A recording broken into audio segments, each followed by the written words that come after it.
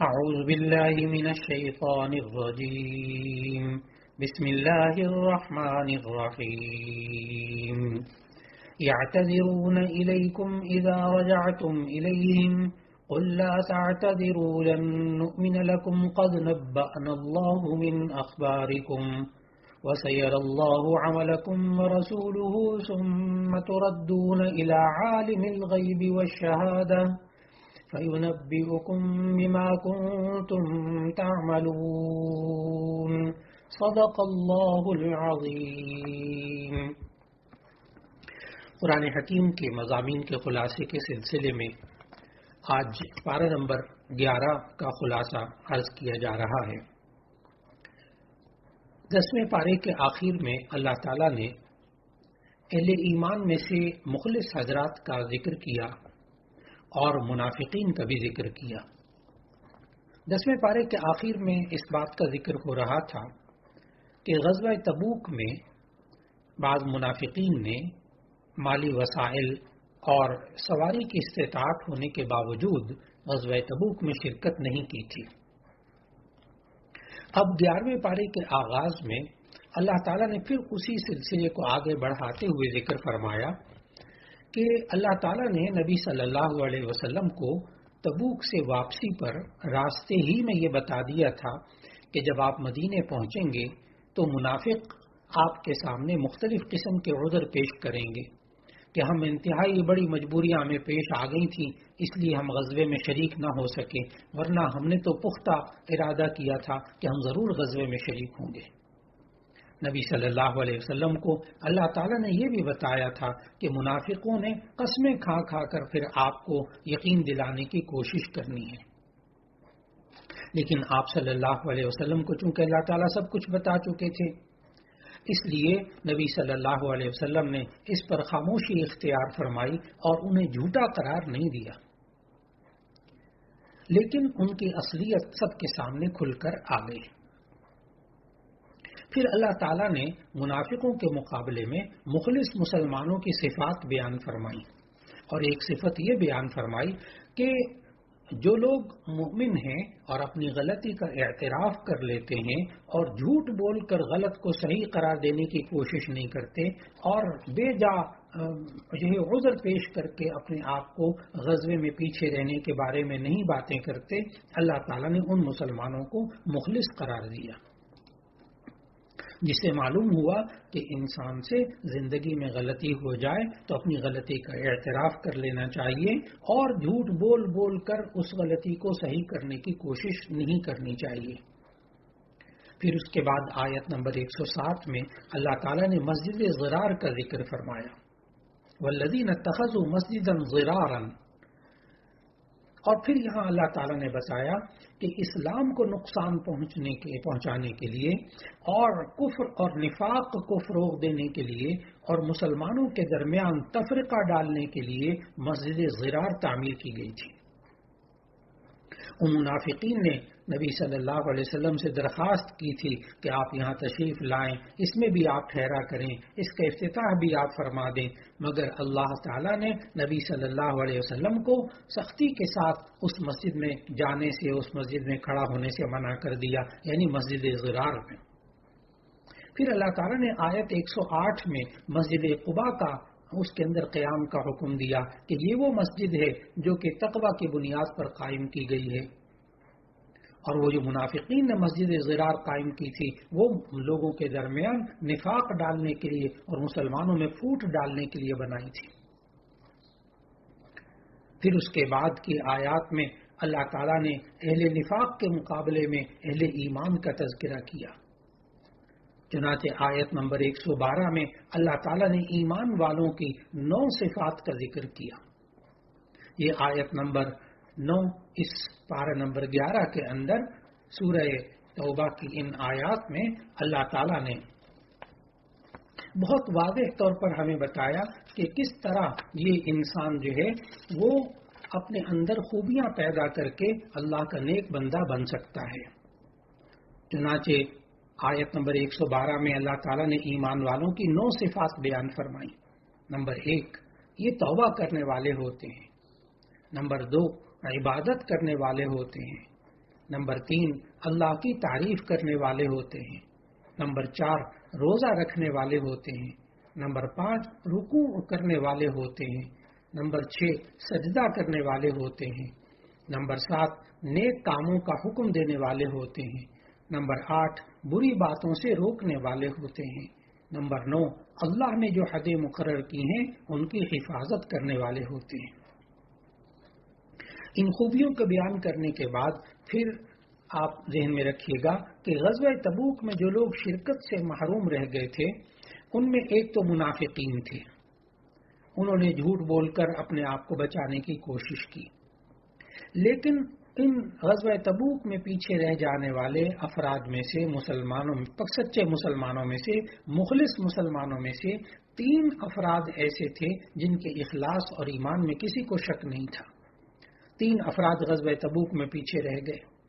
ایک حضرت کعب ابن مالک رضی اللہ تعالی عنہ،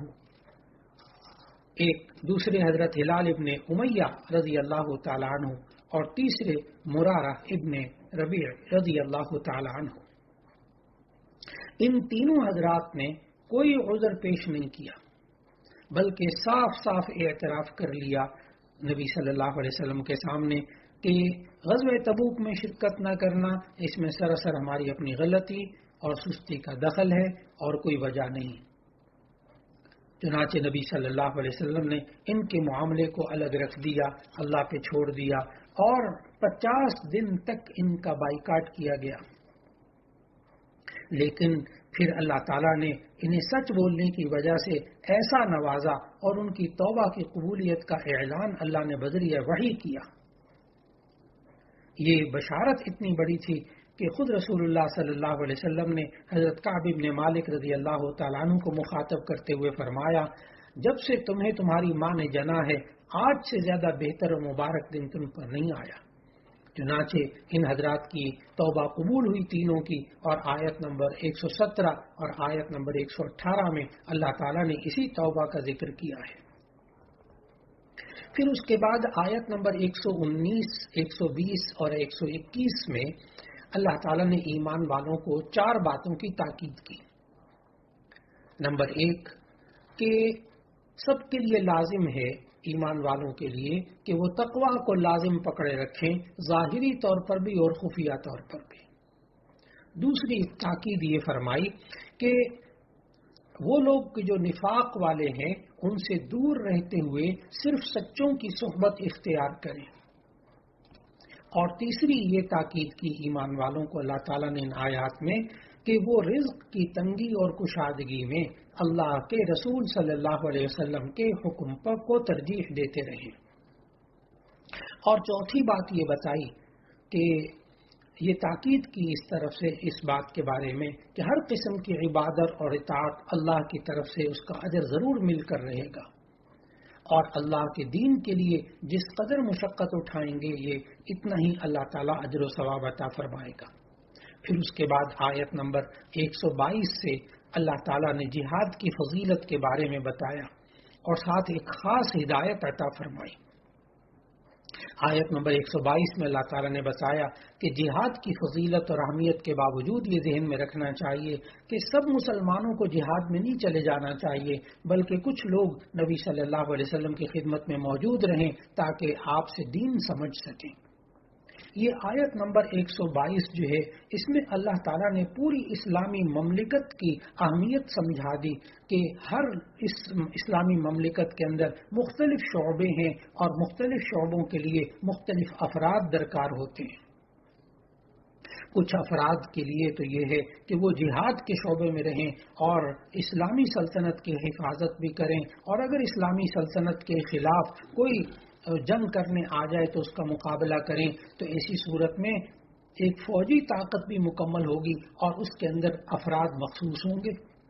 پھر یہ بھی ہمیں سمجھایا کہ کچھ لوگ دین سیکھنے کے لیے ہوں گے، کچھ لوگ دین سکھانے کے لیے ہوں گے، کچھ اس میں عدلیہ بھی ہوگی، عدلیہ سے متعلق بھی لوگ ہوں گے، کچھ اس میں اور دوسری ذمہ داریاں پوری کرنے کے لیے گورنر وغیرہ اور جو حاکم ہیں اور جو سب کے مسلمانوں کے حقوق ادا کرنے کا نظم کرتے ہیں، انتظام کرتے ہیں، کچھ لوگ ان میں بھی ہوں گے، کچھ منتظمین بھی ہوں گے۔ پھر اس کے بعد اللہ تعالیٰ نے آیت نمبر 123 میں اللہ تعالیٰ نے سمجھایا کہ جہاد کا ایک اہم اصول اللہ تعالیٰ نے پھر ایک سکھایا کہ سب سے پہلے جو قریب ترین کفار ہیں ان سے جہاد کریں اور پھر اس دائرے کو وسیع کیا جائے. پھر اس کے بعد سورہ توبہ کی آخری آیات میں دوبارہ منافقین کی مذمت اللہ تعالیٰ نے بیان فرمائی اور فرمایا کہ ان منافقوں کو کچھ بھی نصیب نہیں ہوگا، نہ دین نہ دنیا، اور یہ فکر و عمل کے اعتبار سے ان کی گندگی میں اور اضافہ ہی ہوتا رہے گا. پھر اس صورت کے آخر میں اللہ تعالیٰ نے نبی صلی اللہ علیہ وسلم کی شان بیان کی اور اللہ تعالیٰ نے اپنے 99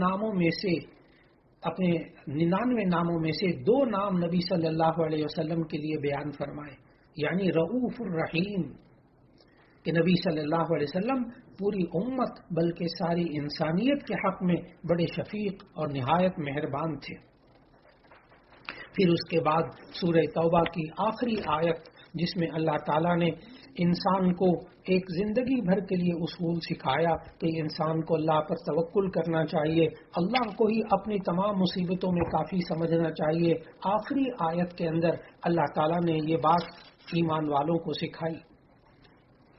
کہ جب حالات ایسے آ جائیں تو تم یہ کہا کرو، حسبی اللہ لا الہ الا ہو علیہ توکلت وہو رب العرش العظیم.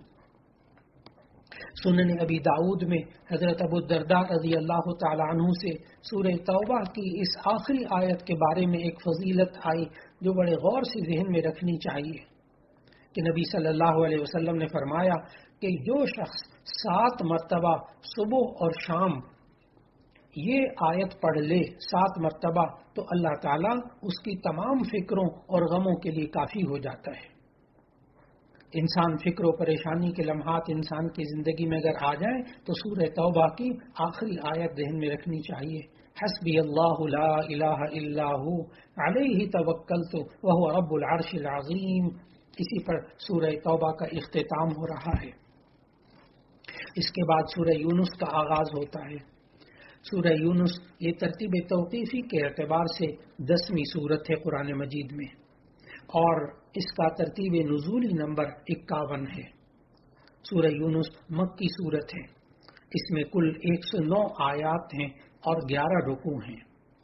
اس سورت کا نام سورہ یونس اس لیے رکھا گیا کہ اس سورت کی آیت نمبر 98 میں اللہ تعالیٰ نے یونس علیہ السلام کی قوم کا قصہ ذکر کیا، اس لیے سورت کا نام حضرت یونس علیہ السلام کے نام پہ سورہ یونس رکھا گیا. سورت کی ابتدا اللہ تعالیٰ کی کتاب اور رسول اللہ صلی اللہ علیہ وسلم کے ذکر سے ہوتا ہے. اللہ تعالیٰ نے سورہ یونس کے آغاز میں بتایا کہ نبی صلی اللہ علیہ وسلم کی نبوت اور رسالت کے سے کسی کو تعجب نہیں ہونا چاہیے. اللہ تعالیٰ ہر امت میں کوئی نہ کوئی رسول بھیجتا رہتا ہے. پھر اس کے بعد کی آیات میں جیسے کہ آیت نمبر 6 میں اللہ تعالیٰ نے اپنی ربوبیت، الوہیت اور عبودیت کو ذکر کیا کہ رب بھی وہی ہے، الہ بھی وہی ہے، عبادت بھی اسی کی کرنی چاہیے. اور پھر جو رب ہے اور خالق ہے وہی معبود بننے کے قابل ہے. پھر آیت نمبر 7 میں اللہ تعالیٰ نے انسانوں کے 2 گروہوں کا ذکر کیا کہ اللہ تعالیٰ کے جتنے بھی نظام ہے کائنات کا اور جتنی قدرت کے مناظر ہیں ان سب کو دیکھ کر انسان 2 حصوں میں تقسیم ہو جاتے ہیں، 2 گروہوں میں بٹ جاتے ہیں. ایک گروہ ہے جھٹلانے والا اللہ کے احکام، اس کے نظام، اس کی قدرت کی تکذیب کرنے والے، اور دوسرے گروہ کے لوگ ہیں جو کہ اس کی تصدیق کرنے والے ہوتے ہیں، اس کو ماننے والے ہوتے ہیں. اللہ تعالیٰ نے ان آیت نمبر 7 میں بتایا کہ جو اللہ کے احکام، اللہ کی قدرت کی تکذیب کرنے والے ہوتے ہیں ان کا انجام جہنم کی آگ ہے، اور جو تصدیق کرنے والے ہوتے ہیں ان کا انجام ہمیشہ کے باغات ہیں جنت کی صورت میں. اور پھر اللہ تعالیٰ نے آیت نمبر 11 میں بتایا کہ آخر یہ جھٹلاتا انسان کیوں ہے، اللہ کی تکذیب کیوں کرتا ہے، اللہ کے احکام کو کیوں جھٹلاتا ہے. اللہ تعالیٰ نے اس کی بڑی وجہ یہ بتائی کہ انسان کی فطرت میں جلد بازی ہے. یہاں تک کہ بعض اوقات انسان اپنے لیے اپنی اولاد کے لیے عذاب اور ہلاکت کی دعائیں مانگنے لگتا ہے کہ یہ تھوڑی سی باتوں کی وجہ سے بہت جلدی پریشان ہو جاتا ہے۔ پھر اللہ تعالیٰ نے ان قرآن حکیم کو جھٹلانے والے، ان کا مذاق اڑانے والے اور نبی صلی اللہ علیہ وسلم کا مذاق اڑانے والے، ان کے بارے میں تذکرہ کیا اور ان کی ہلاکت کا تذکرہ کیا، اور پھر یہ بات بتائی کہ وہ لوگ کہ جو نبی صلی اللہ علیہ وسلم کے قرآن کے بارے میں اور آپ کی ذات مقدس کے بارے میں جو یہ لوگ مذاق اڑاتے تھے کہ کوئی اور دوسرا قرآن لے آئیں یا اسی قرآن میں کچھ تبدیلیاں کر دیں۔ چنانچہ اللہ تعالیٰ نے ان آیات میں ان لوگوں سے ایک بات کہی جو اللہ تعالیٰ نے خود سکھائی۔ نبی صلی اللہ علیہ وسلم نے فرمایا کہ قرآن حکیم میں تبدیلی کرنے کا مجھے تو اختیار نہیں ہے، میں تو اللہ کی وحی کا پابند ہوں۔ کیا تم سمجھتے ہو کہ میں نے یہ کلام قرآن خود بنا کر اللہ کی طرف منسوب کیا ہے؟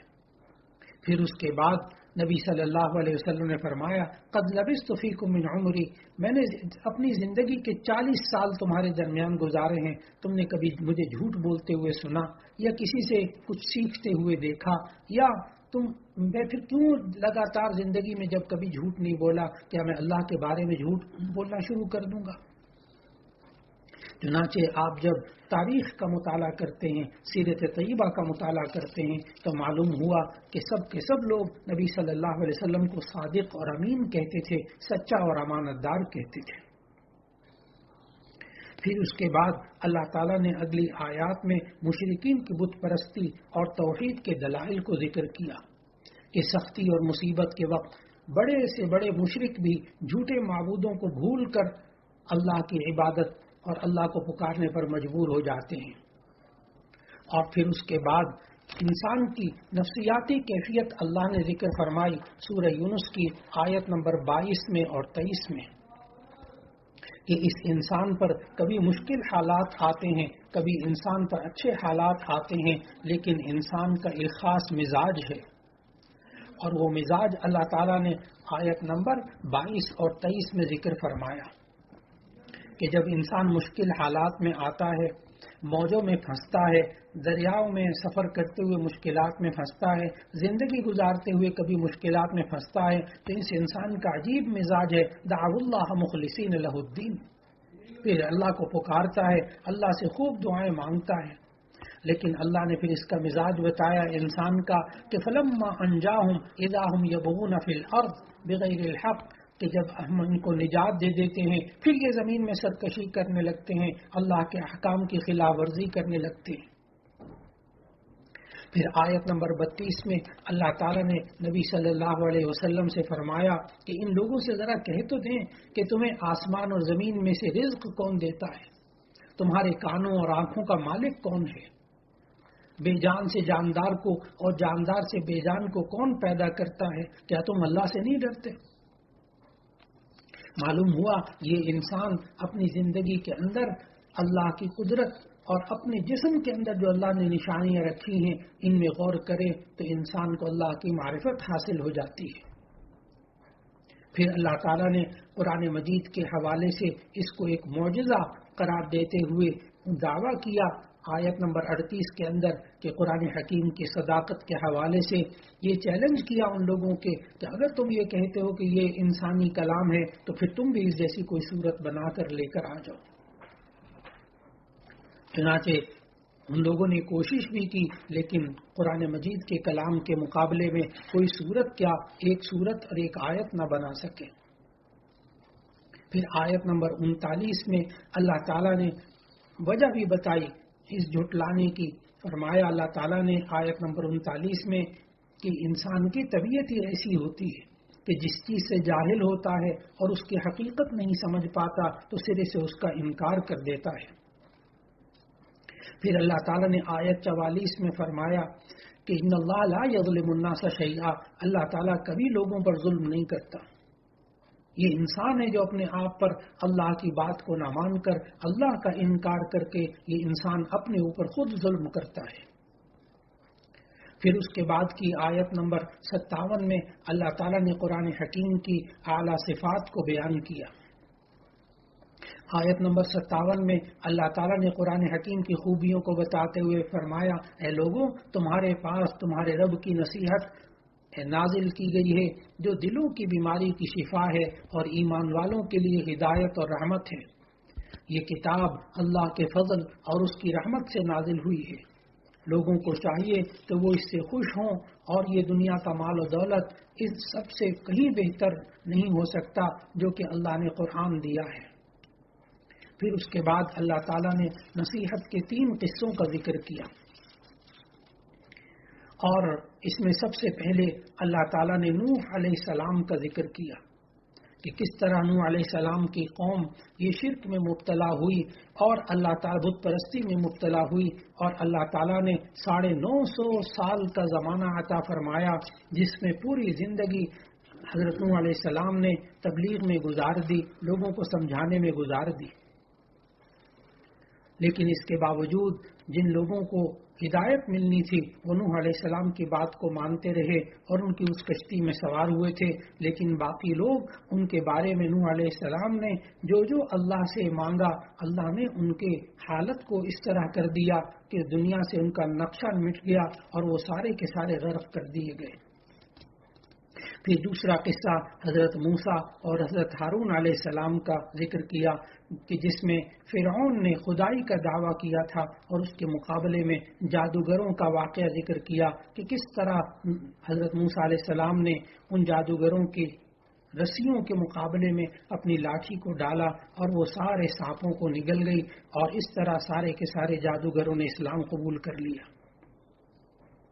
پھر اس کے بعد سورہ یونس کے اندر تیسرا قصہ حضرت یونس علیہ السلام کا ہے، جن کے اسی نام پہ یہ سورت کا نام سورہ یونس رکھا گیا تھا۔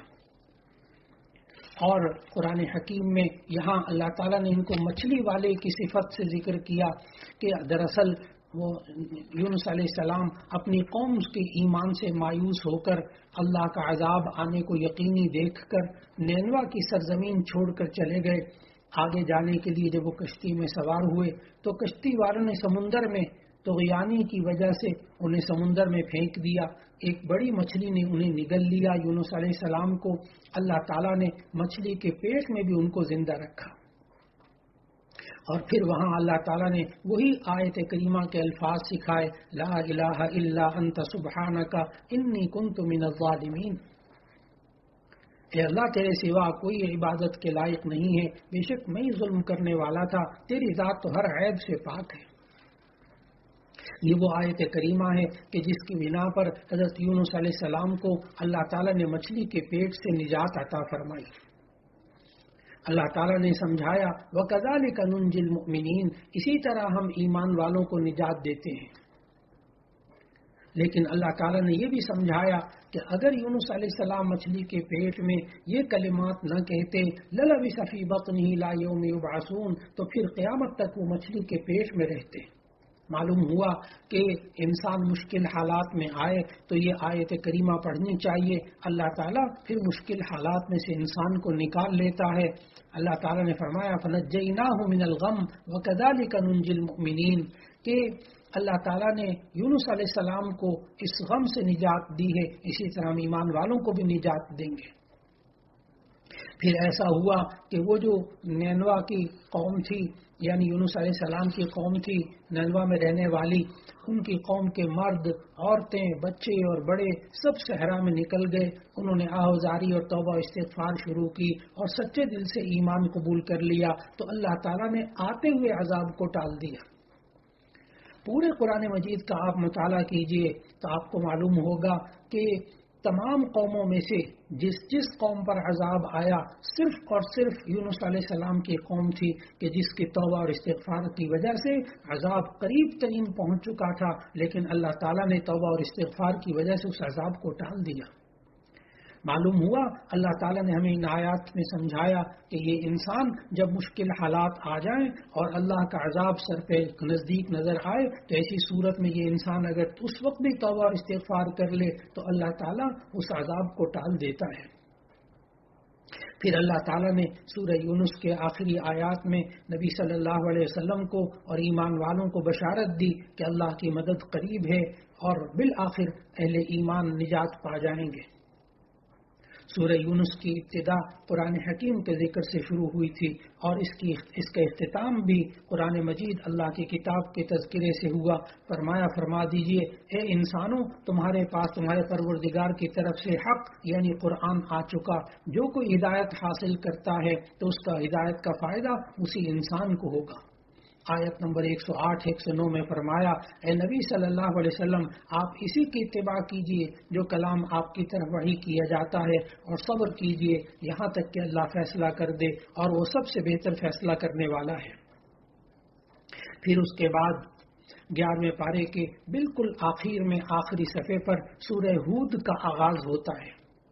11ویں پارے میں سورہ ہود کی ابتدائی 5 آیتیں ہیں اور باقی جو سورہ ہود کا حصہ ہے وہ 12ویں پارے میں ہے۔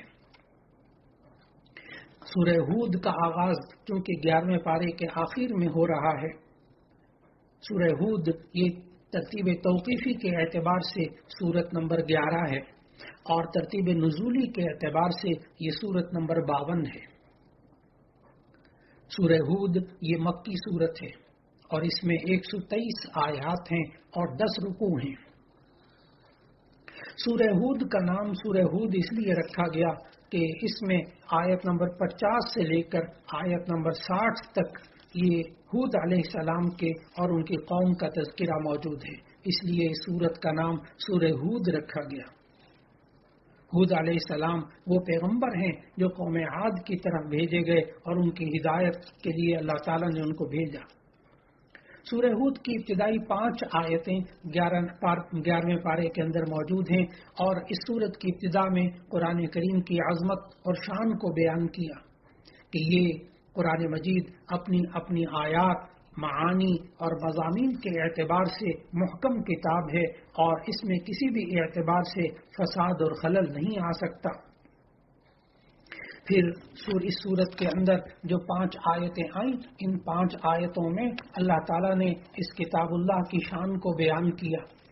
اور اللہ کی کتاب کی شان کو بیان کرنے کے بعد پھر 11ویں پارے کے آخری آیات میں اللہ تعالیٰ نے سمجھایا کہ یہ وہ اللہ ہے جو کہ دلوں کے بھید کو جانتا ہے، یعلم ما یسرون وما یعلنون انہ علیم بذات الصدور، یہ وہ اللہ ہے جو کہ چھپی ہوئی باتوں کو بھی جانتا ہے اور اعلانیہ باتوں کو بھی جانتا ہے، سینوں کی باتوں کو بھی جاننے والا ہے۔ اس لیے انسان کو اپنے ظاہر اور باطن ہر طرح کو اللہ کے حکم کے مطابق بنانا چاہیے۔